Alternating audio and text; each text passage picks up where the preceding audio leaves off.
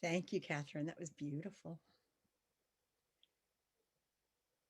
What a nice way to start the service. I invite you all now to find your chalices or candles as we light our symbol of our faith.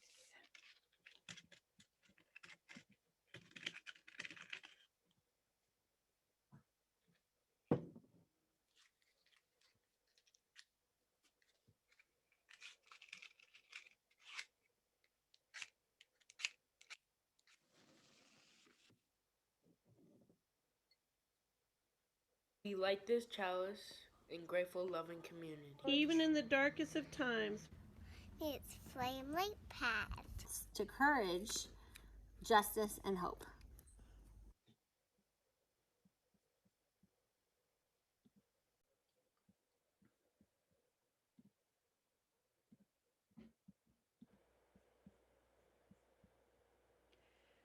Good morning.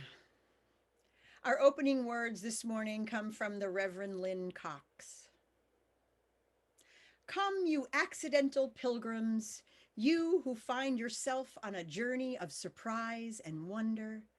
Come, you who emerge into this place as an act of liberation. Come, you who seek a life of mindfulness and a place to test your thoughts. Come, you who bring hearts of all kinds, heavy hearts, rusty hearts, hearts broken open in revelation, hearts full of love to share. Come, you who seek courage, and you who have more courage than you realize. Come, you who stand behind the curtain, gathering up the resources to claim your truth. Come, you who have been in a bubble, who are poised for transformation. We begin our story again, gathering courage, love, mindfulness, and a sense of purpose. We gather as a people of all ages, of different abilities, different backgrounds, and different perspectives. We share a covenant, a direction for our shared journey, and a commitment to encourage and challenge one another to spiritual growth. This path will ask much from us. Let us move forward with love. Let us move forward with appreciation for one another. Let us move forward knowing we are not alone. Whoever you are, whatever your gifts, you are welcome to join this journey. Come, let us worship together.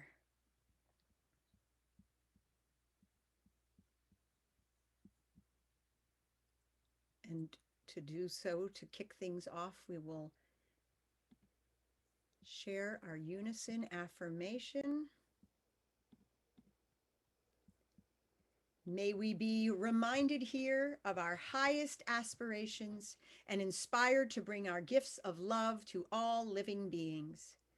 May we know once again that we are not isolated, but connected in wonder and joy to mystery and miracle in the universe, in this community, and in each other. And to feel that oneness, we are going to open with one of my favorite hymns, We Would Be One, played and sung by Catherine Catabiani and Ella Catabiani. So please join in singing.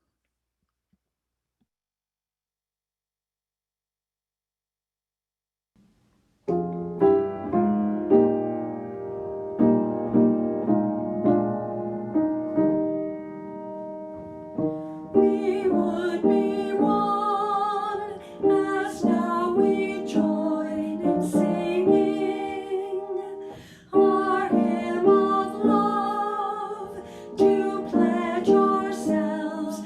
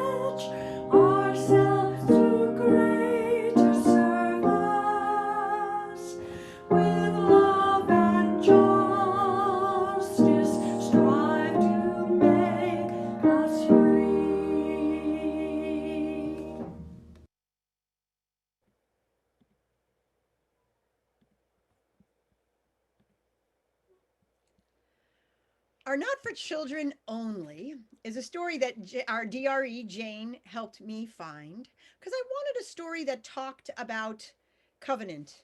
And oddly enough, there are less than there should be out there. So, note to all you writers out there. But I found this one through Jane, and it's called The Treehouse Rules. And I just want to take a minute. I found this treehouse image online, and man, wouldn't it be nice to live in something like that? I don't know. I think it's pretty cool. So, the Treehouse Rules. It comes from our UU Tapestry of Faith curriculum, Love Connects Us.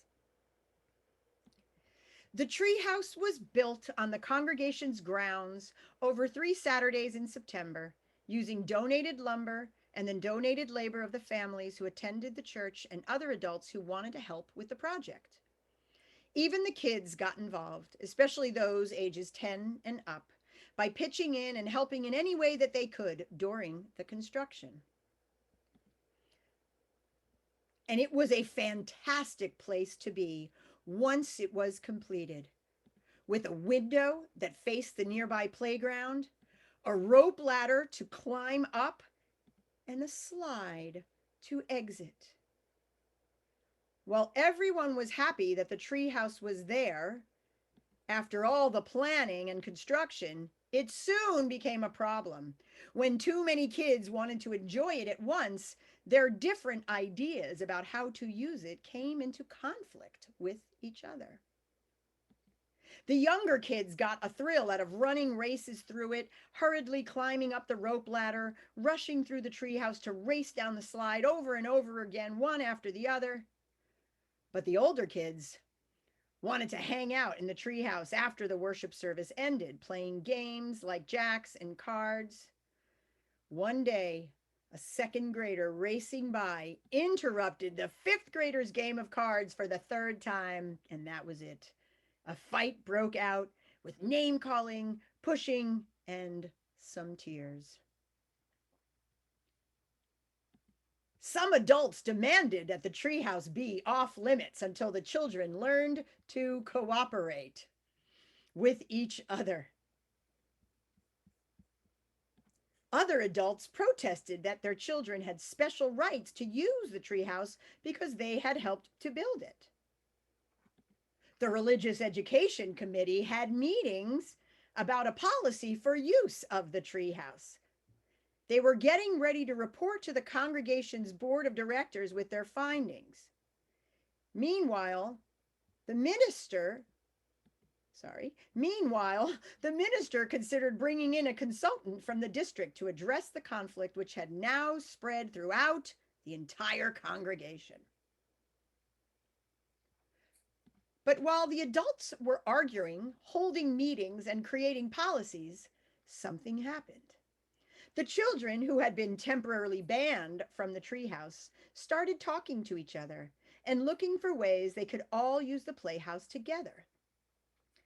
A few of them remembered the covenants they had created in their RE programs the year before.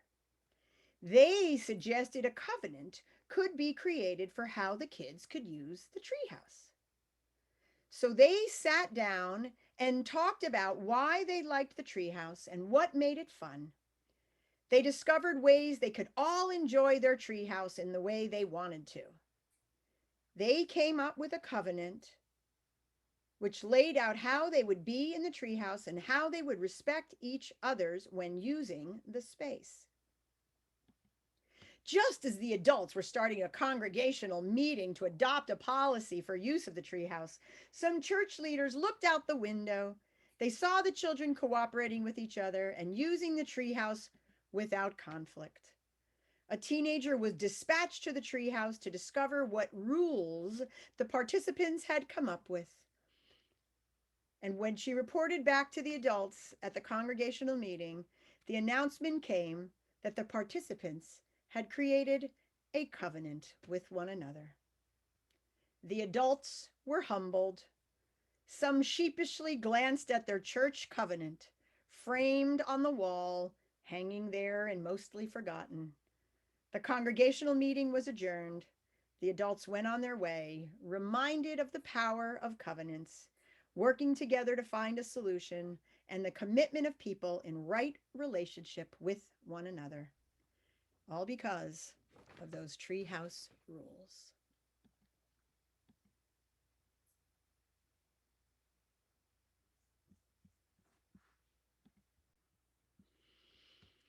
So I like the story because it really points out that if we have a covenant with one another, we can address things helpfully in ways without hurting one another. And I truly love that it was the children who were able to solve the problem because they had learned about covenant through their RE program.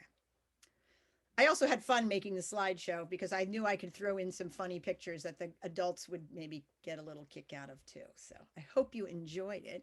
And we're going to talk more about that later in the service. But I want everyone to remember that image of those children coming together and solving this problem because they remembered the power of covenant. And now I invite everyone into a moment of compassion and contemplation.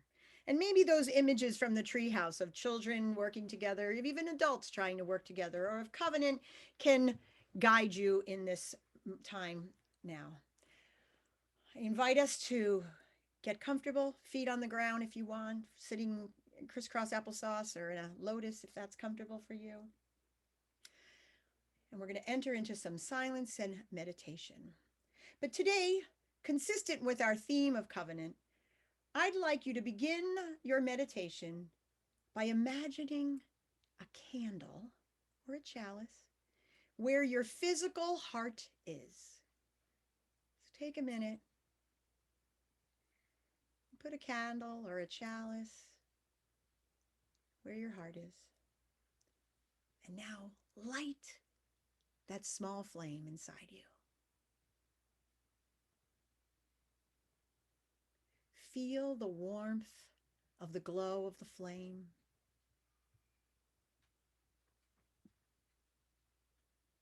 As you feel the warmth, remind yourself that your flame is part of a collection of flames, the people of UU Catskills.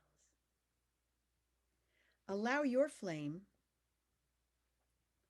to bounce off these other flames and be nourished by those around you. Maybe your flame will glow more brightly as it connects with other flames across our Zoom panel. So with that flame inside you and thinking about that flame connecting with others, let's take 3 minutes silent meditation and reflection on our connection to one another. I will ring the bell when it's over.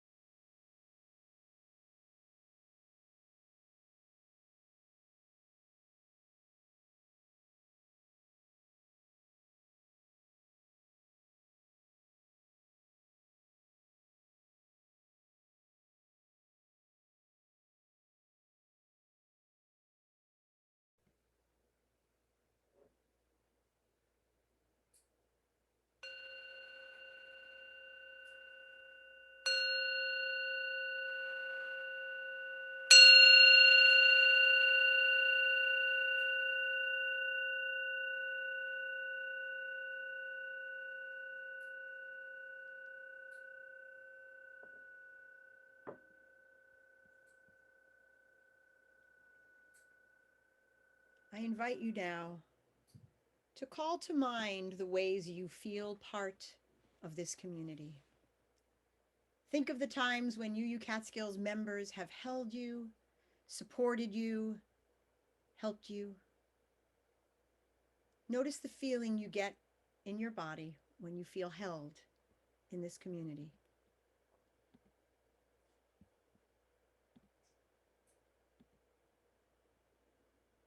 Now call to mind the ways you have offered your support to this community. A phone call, a meal, a visit, a pledge, kind word, service. Again, notice the feeling you get in your body when you see yourself as part of our collective we.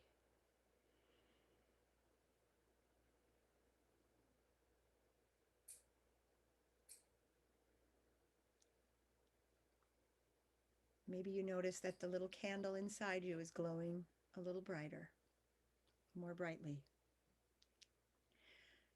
We are a covenantal community, not bound by creed, but held together by our commitment to one another and the 7 principles of Unitarian Universalism. May we always be reminded that our collective we is greater than one me. Spirit of life, source of love, remind us every day of the importance of this community. Help us live into our covenant so we can be our best selves as we do the important work of healing, growth, and justice. Blessed be, and amen.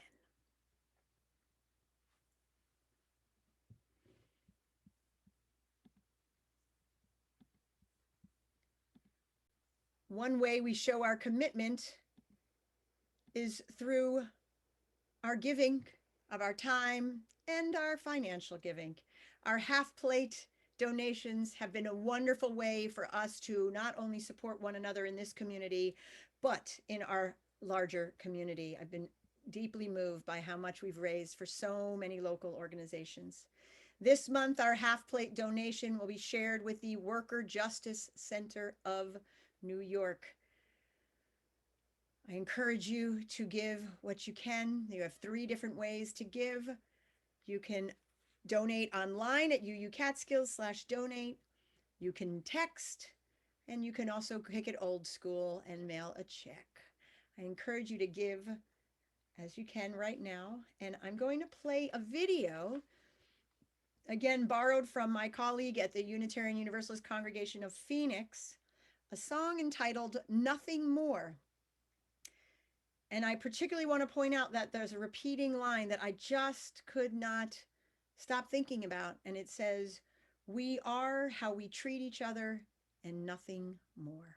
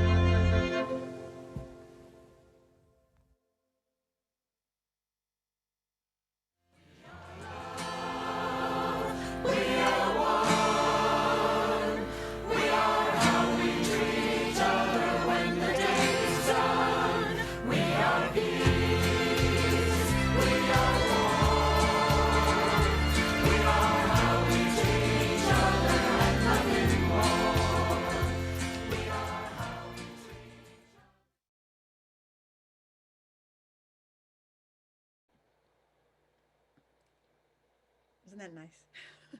Thank you for being here. Thank you for your generosity to our half plate and your generosity to this community. I would now like to spotlight our board. Oops. Sorry. I forgot that YouTube does that thing. There we go.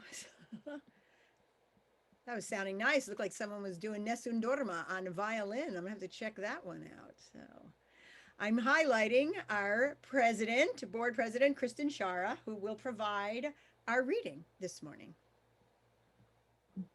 Thanks. Our reading this morning comes from the Reverend Lisa Ward, entitled A Covenant Invites Relationship. A covenant is not a definition of a relationship. It is the framework for our relating. A covenant leaves room for chance and change. It is humble toward evolution. It claims, I will abide with you in this common endeavor, be present as best I can in our becoming. This calls for a level of trust, courage, and sacrifice that needs to be nurtured, renewed, and affirmed on a regular basis. A creed creates a static truth, something that does not incorporate new insights and realities. A covenant is a dance of co-creation, keeping in step with one another in the flow of our lives. A creed seeks uniformity and a unison voice. A covenant seeks harmony and a shared voice. Sometimes we may arrive at a unison, but it is not required. A creed gives authority to the statement. A covenant gives authority to shared intention. A creed creates an us and them. A covenant invites relationship. A creed is a prescription that must be relied on. A covenant relies on the treasures of shared truth. The overall trust within this covenant is in the truth with a capital T. Something which no one person can fully see, yet something with which each and every person can come to know, in glimpses, in another story, in epiphanies. Truth is ever changing and are seeking to understand because of our limited perspectives. We grow into a deeper sense of the meaning of all things when we take our journey seriously with full heart and mind. The courage within this covenant is in the acceptance and celebration of life, with all of its challenges, pain, ironies, and joys. And the sacrifice within this covenant is in the letting go of dogma, of assumptions, of control, and giving over to a greater wisdom which comes to us in bits and pieces. The task of this covenant is to take responsibility for freedom we espouse. We know that we are interconnected and that what we do creates ripples of hope or despair, of affirmation or negation. What we do with and for one another is powerful and beyond our imagining.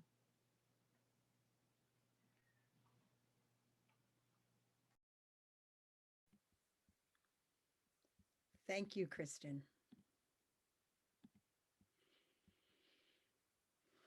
Like many of you, I was raised in a different religious tradition.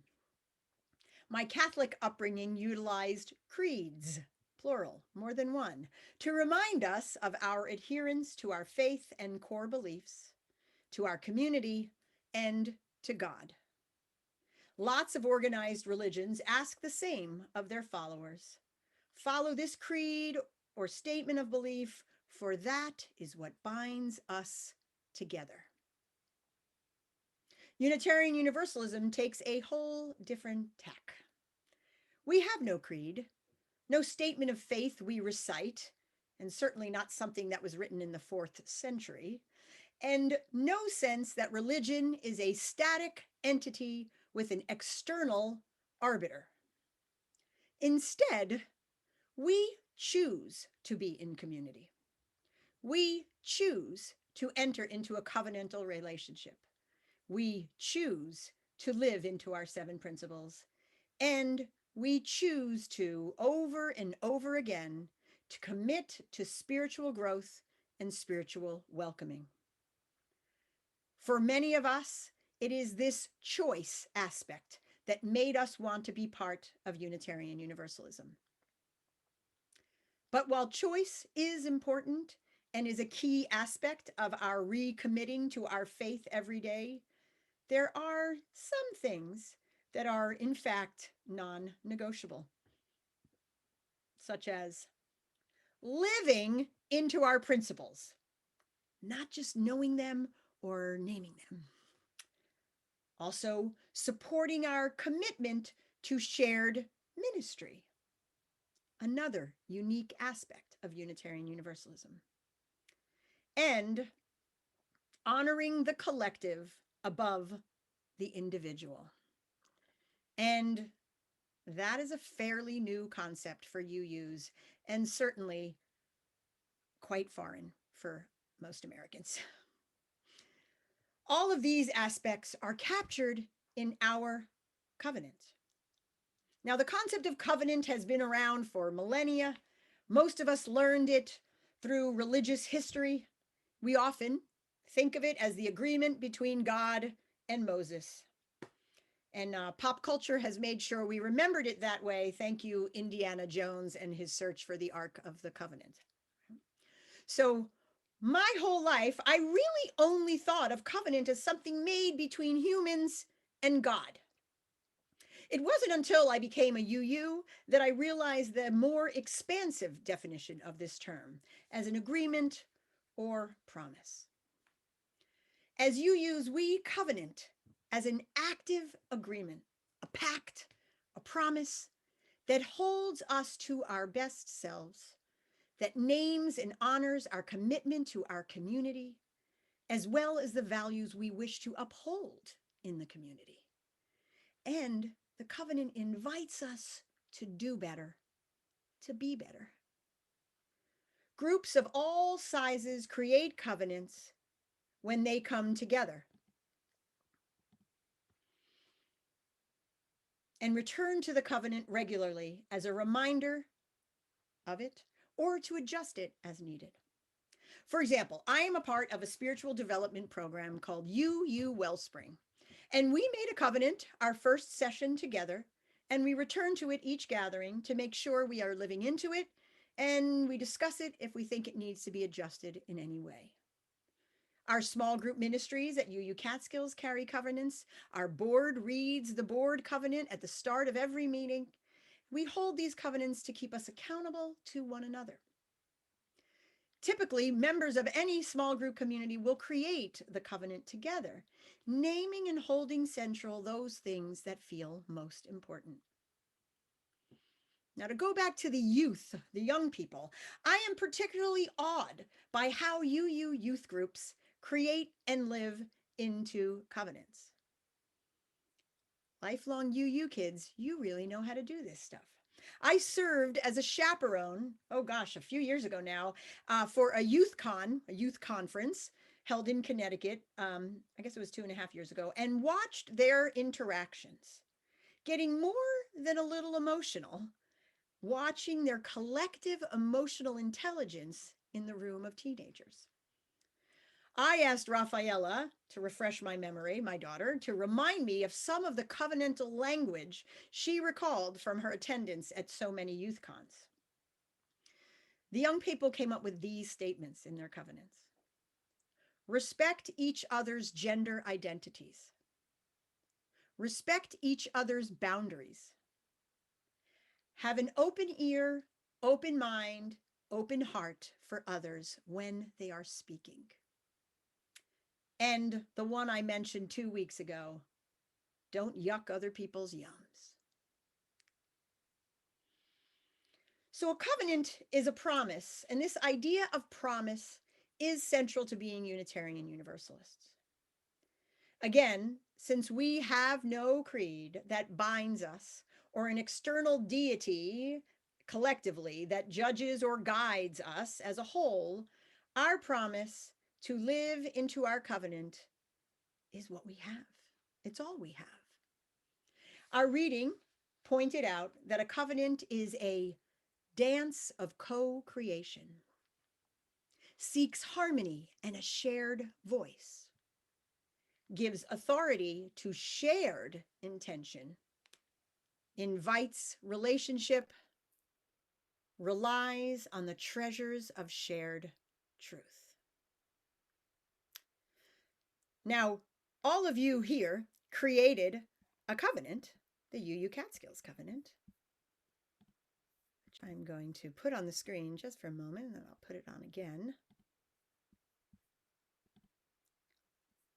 And this is what you collectively created.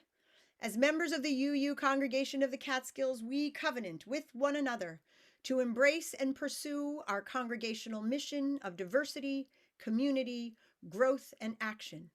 Specifically, we will listen attentively and speak thoughtfully to one another, respect one another and choose not to denigrate those with whom we differ, support one another in times of need and be sensitive to others' situations, be open to growth and change in ourselves and our congregation, incorporate the UU principles in our lives, encourage and support one another in our efforts in the community, offer our involvement, volunteer time, and financial support as we are able, work together with kindness and humor whenever possible, recommit ourselves to this covenant as needed. I do think that it's important that we return to this covenant over and over again to make sure we are living into it. So based on what you've created, when we are in covenant, we are listening to understand when others are speaking, rather than listening to respond. We are respecting one another even if our spiritual/religious/political views are different. We are supporting one another and the overall community by being present, mindful, and participatory. We are open to growth and change even if things feel really different or uncomfortable. We are practicing our UU principles and really living into them, not just wearing our little UU badge of liberality and hipness. We are encouraging one another. We yum each other's yums. We offer our time, our money, our verve. And we are working together and doing so with kindness and humor. It's good. The UU covenant is good. It's really good. One thing that I think is missing, though, and I want to share it now because I've already had this, it came up not from me, but from a member of the board. We were talking about it with the board, and then it came up with some COSM members as well, is language about intent and impact. In covenantal words, intent might look like assume best intentions when someone is speaking to you. And I really want to stress this because it is much easier, and it seems to be the go-to for people, to assume someone is being rude or you are being left out, rather than listening, knowing that there are contexts and circumstances we don't understand, and that maybe people are just doing the best they can. So if we assume best intentions, we are less likely to get angry or reactive to someone, and then we can build trust, and we get better at addressing conflict. Now, the flip side of intention, and I have this conversation at the start of every class I teach, no matter how old the students are, the flip side of intention is impact. We can assume best intentions all we want, but we also have to take real responsibility for the impact of our words and actions. But we'll stick with words for now. So when you are about to speak, take a moment to be aware of the impact your words may have. Then, if your words cause harm in some way and someone says that to you, what you just said made me uncomfortable, that was really painful to hear, I'm not sure that it's okay, Do not hide behind intentions. A defensive, that's not what I meant, doesn't get us anywhere. We have to own the impact. Own the words. Own that your words made someone feel bad or less than or uncomfortable. Ask them for clarity. This is how we build trust. This is how we stay in right relations. This is how we grow. Now, of course, no community is without its struggles. And sometimes we are out of covenant, or we are out of right relation, or we are out of trust. So what might it look like, or what does it mean to be out of covenant? When we don't support the work of the congregation, or we assume other people will just take care of that. That's not covenantal. When we don't work collectively. Our UU covenant invites us to work together. Being a lone wolf only leads to burnout and does not help the collective. When we don't respect boundaries, physical, emotional, time, intellectual, spiritual, and that could be the boundaries of the minister, the boundaries of our leadership, and the boundaries of other community members. When we are resistant to change, we are out of covenant. Because remember, Unitarian Universalism is a living tradition, which implies growth and evolution. So we must grow and evolve for ourselves and for our collective and for our faith as a whole. And I just mentioned this next one, when we assume worst intentions instead of best intentions. Also known as jumping to the worst conclusion instead of maybe breathing and looking at the big picture or people's circumstances. How do we build trust when we assume the worst of our leaders or our members? Now, this next one I unfortunately have seen in all walks of my life, and I've seen it here at the congregation, and I think it's particularly damaging to covenant. And it's called triangulation. We are out of covenant when we triangulate. It undermines the community and it undermines our covenant, but it also impedes the development of trust. So here's what I mean by triangulation. If there is an issue or a problem, address it directly. Contact leadership or the party in question and try to come to an understanding. And I'll stress that understanding does not mean get my way. Triangulation is just as it sounds. When we take a straight line, point A to point B, person one, person two, and we invite maybe a third person into the mix, we create a triangle of miscommunication, of obfuscation, and maybe even blame, but certainly also mistrust. It happens when members invite other people to join my side because they feel slighted or hurt. Or it happens when someone picks up the phone and said, I heard that. Conversations like those take place because rather than going directly to the source or to someone like the COSM or the board president or the minister who can help, we seek out allies and we spread gossip and hearsay, and we only harm ourselves. And I say this without a hint of hyperbole. Triangulation will crush a congregation. And this connects to the final thought I wanted to share is when we expect to get our own way all the time, we are out of covenant. We are a we. The rugged individualism that defined early Unitarianism is dead. It does not serve us or the world. If you are committed to getting your own way or no way, it's my way or the highway, I'm not sure you're ready to be part of a we. Living into our covenant is the way we become a truly healthy, trustful, thriving, open, welcoming, growing, beloved community. Unitarian Universalism at large is undergoing some real powerful shifts in thinking. Again, we are a living tradition. We are looking at ways we can be more equitable and honest, living into our principles and including all who are seeking an intentional religious community. We talked 2 weeks ago about spiritual trauma and how it can undermine the efforts of a congregation.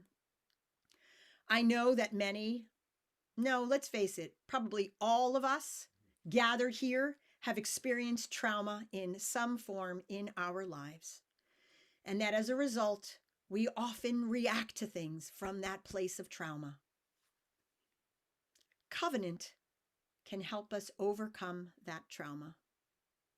This intentional community that we co-create can help us heal, help us learn and grow, and help us see beyond ourselves. I know that many of you have spoken to me about inviting more people into UU Catskills membership, about expanding our reach, diversifying our community, and sharing our values with the world. A worthy pursuit, to be sure. And honoring our covenant is one way to be sure we are ready for that charge.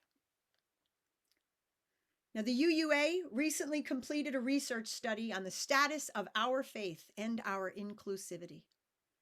The report, entitled Widening the Circle of Concern, is transformational and helps answer so many of the questions I've heard right here about growth and diversity. In the section on congregations and communities, the researchers state, our work concludes that Unitarian Universalists continue to repel many of the people who would otherwise provide the resources to fuel our continued growth.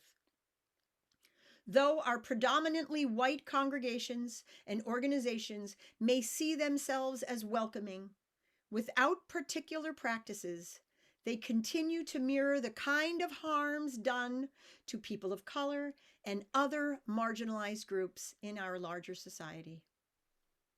On this note, we stressed that when we are inhospitable to one group, for example, Black people, Indigenous people, people of color, others who experience marginalization notice our sacred space has become unwelcoming for them as well. They do go on to say, once equitable practices are introduced, people feel welcomed quickly. Engagement with a more diverse Unitarian Universalism does not need to mean marginalization for those who are older, white-identified, and economically secure. It does mean the willingness to question assumptions, learn a more inclusive version of history, and adopt new practices. Covenant can hold us accountable. Covenant is what can ensure that we are being our most honorable and honest selves. If we want to move forward as a welcoming, growing, diverse community, we have to truly understand and respect what our covenant is calling us to do. We are the co-creators of this community. Through our covenant, we can be the beloved community. May it be so.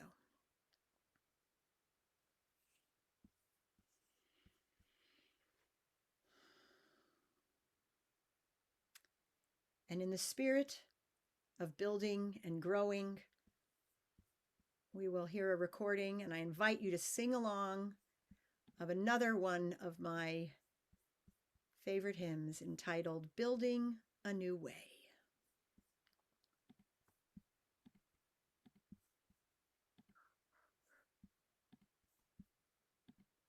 And this is performed by the UU Society of Grafton and Upton.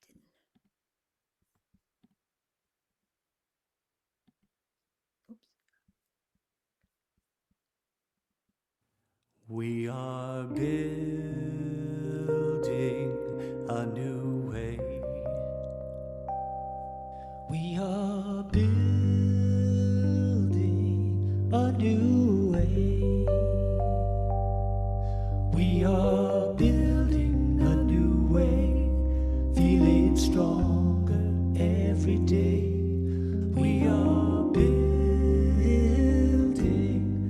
new way.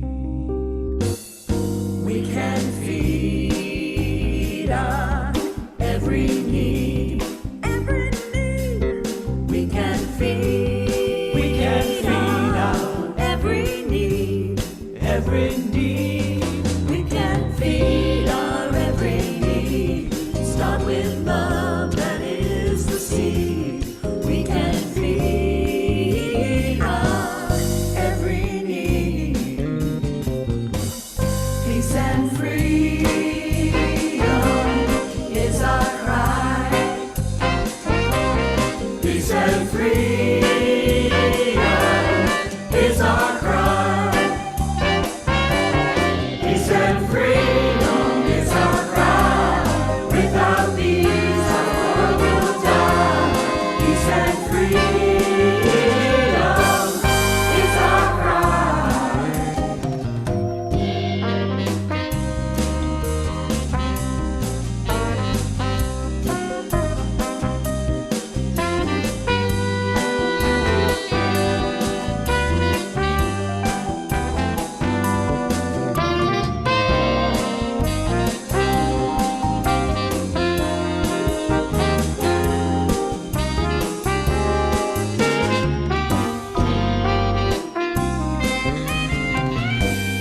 We are building a new way.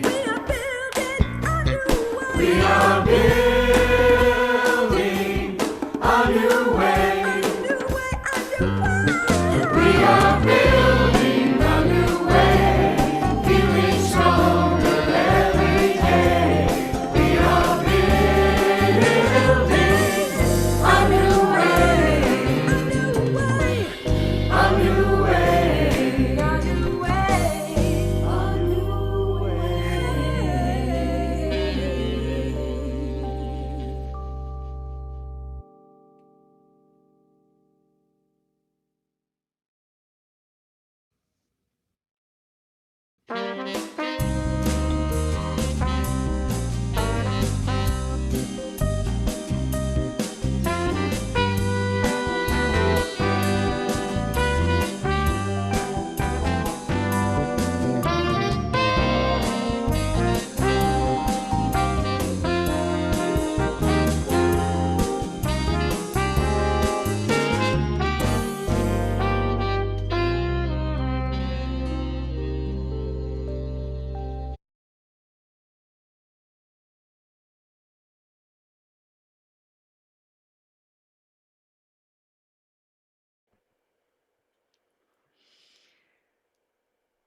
So we're having a slightly different closing today, and it's something the worship and I worked on together. We're going to read the closing words. I am then going to ask us to unmute, like we've been doing, to extinguish our chalice. And then, instead of our sung benediction, we have written a unison and a benediction, just like our unison affirmation, our unison benediction, that pulls language from our covenant that we will recite together. And I put it on a slide to make it easy for people to read. Okay, so first, our closing words come from Burton D. Carley. Cheered by our community, blessed by our covenant, uplifted in mind and renewed in spirit, go forth with courage and in peace to meet the days to come. Amen. Now, find your chalice, and hopefully I'm putting the chalice extinguishing words in the chat. If you don't know it, you can unmute yourselves, hold up your chalices. We're not chatting, we are extinguishing our chalice. We extinguish, unmute as you would like. We extinguish this flame, not the light of truth, the warmth of community, or the fire of commitment. These we carry in our hearts until we are together again. And join me in our unison benediction. And let's say it together. May we listen Res- respectfully and fully, honoring our fully covenant and honoring our covenant and community. may we offer support, time, Support, compassion, time, humor, and compassion, trust. humor, and trust. of our Be intent, mindful the of our impact, intent For and our impact. intent and impact. our words Take and actions. responsibility for our words and and actions. actions. May we May we endeavor to grow grow spiritually, ever ever open to change, so that our so that our UU principles may come come to to life. life. May it May it be so. so. May it be so. Thank you, everyone. It's wonderful to see you, to be with you. I miss you. I love you. I hope you are healthy and well and safe. And I do want to let everyone know, I want to ask a favor. If there is anyone in the community who would be willing to help some of our elders make appointments for vaccinations, can you let me know and we can put you in touch with people who might need some assistance? Maybe Christy and I could figure out how we could get people helping one another with that. I just want to make sure that we're all healthy, well, and cared for. I hope you liked trying out these new benediction words that we got to say together. I'm going to break us. I will put that in the next newsletter and probably in the weekly update as well. I think yeah. Anyway, I'm going to take a moment to make breakout rooms. I have to put the children, the youngsters in one room. I was wondering if everyone would be willing in your group to have a little discussion about covenant and thinking about what might be challenging you to grow into your growing edges when you go into your breakout room. Okay, so I feel like that might be a good chat starter.